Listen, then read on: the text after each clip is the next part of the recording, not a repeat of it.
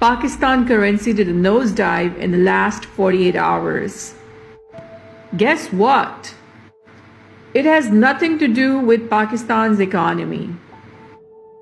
However, it has everything to do with Number 1. US Israel's plans to invade Iran. Number 2. Imminent discovery of oil in Karachi.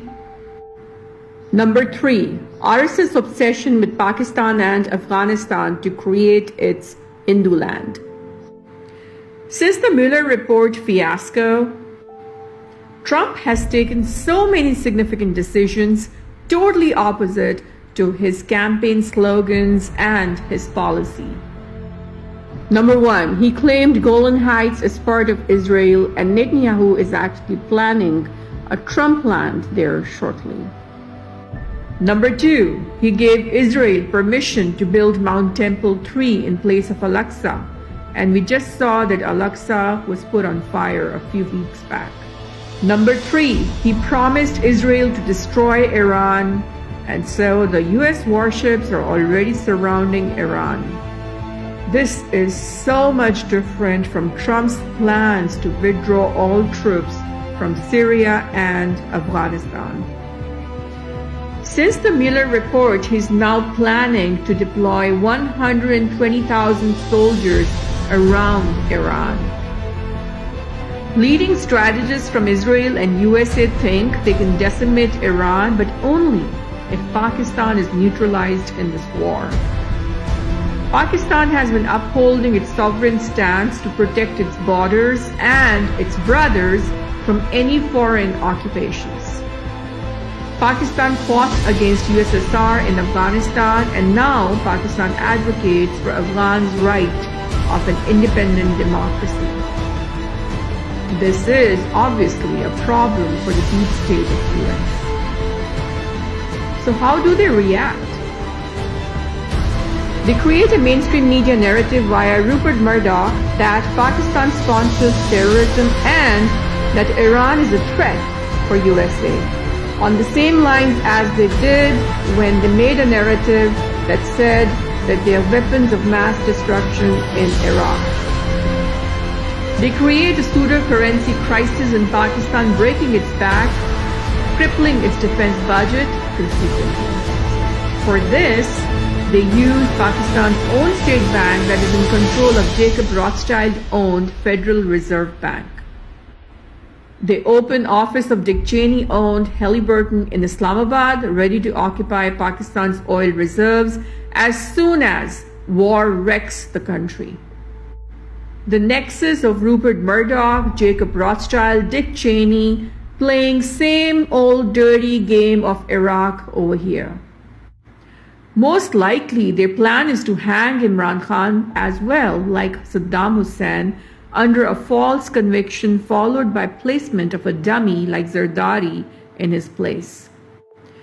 But the main goal of this criminal nexus is invasion, occupation, destabilization, displacement, and decimation of Iran and then Pakistan.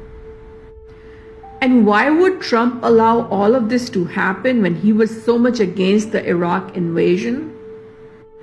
Because the Democratic Party-driven Mueller report could have gotten him impeached had it not been intercepted and changed by Dick Cheney and co. Trump made a pact with Dick Cheney, granting his energy company Genco oil from Golan Heights, Iran, and Pakistan. Profits from these oil reserves to be shared by Rupert Murdoch and Jacob Rothschild, who are also partners of this Genny company. This is not the only way to make money here. Rothschilds will sell India billions of dollars worth of more arms, and most likely Pakistan and Iran as well, just like they did in World War II.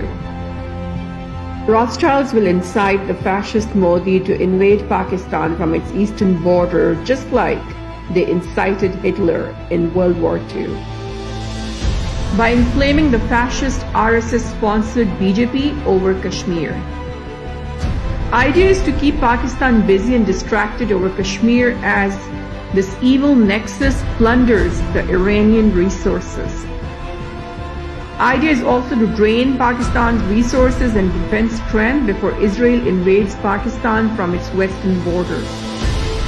Daesh has already been planted by Mossad in Pakistan to destabilize it further in the interim. Another dirty game being played is through the FATF nexus. India currently infiltrating the administration of FATF, abusing its powers to force Pakistan to de-energize its self-defense of Kashmiris.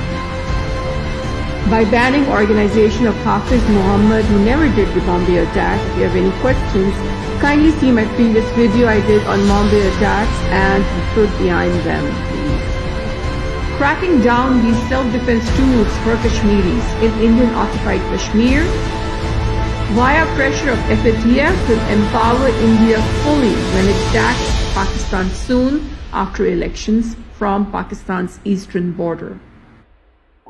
This is all while the devalued currency of Pakistan has already weakened the defense system of Pakistan.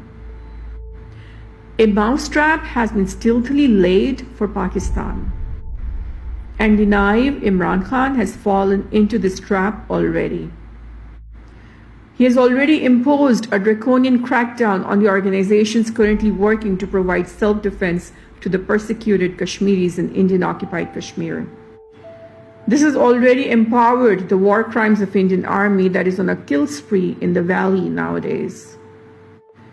Looking back, Saddam Hussein was naive too, allowing Iraq to get trapped in this death trap. Imran Khan pushing Pakistan along with himself towards a similar fate.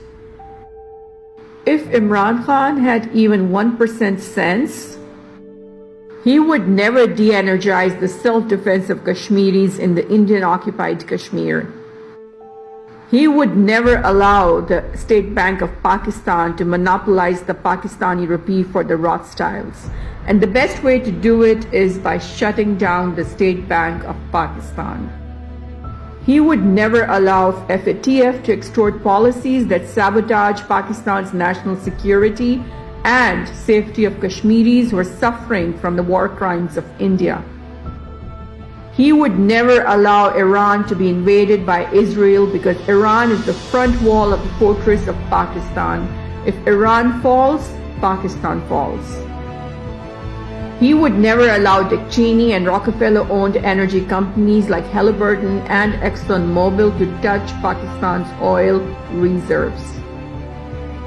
If you think this is all a conspiracy theory, recall what happened in the Iraq War.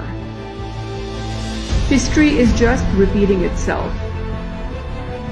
There is a reason, by the way, why Afghans should be worried about Iran and Pakistan invasion. If both Iran and Pakistan fall, who will save Afghans from foreign occupation of India for Modi's Hindu land? There is a reason why China should be worried about Pakistan's invasion by US, Israel, and India. How will China have access to see if CPEC drowns in this war? There's a reason why Russia should be worried about Iran's invasion. Without Iran's support, how will Russia continue to safeguard its strategic interests in Syria? With India burying deep in Israeli strategic goals against the Russian goals, where does Putin stand if Pakistan and Iran also fall prey to greater Israeli plans? All European and NATO countries will support Iran and Pakistan invasions like Iraq's due to their own military-industrial complex and state banks that are currently controlled by the Rothschilds as well. So technically, this pre-World War III arrangement will push the world into a pro-apocalyptic disaster. And if this reason was not enough for Trump to abort this plan, he should remember that if he made a mess here, which he will most likely, Trump will lose any chances of a re-election in 2020. Maybe that is what the Rothschilds want.